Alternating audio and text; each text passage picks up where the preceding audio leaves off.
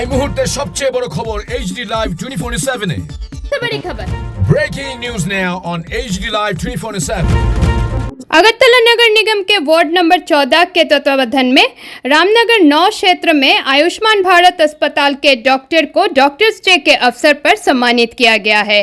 इस अवसर पर वार्ड नंबर 14 के कॉरपोरेटर स्निग्धा दास देव और 7 रामनगर मंडल के अध्यक्ष अमिताभ भट्टाचार्य उपस्थित थे।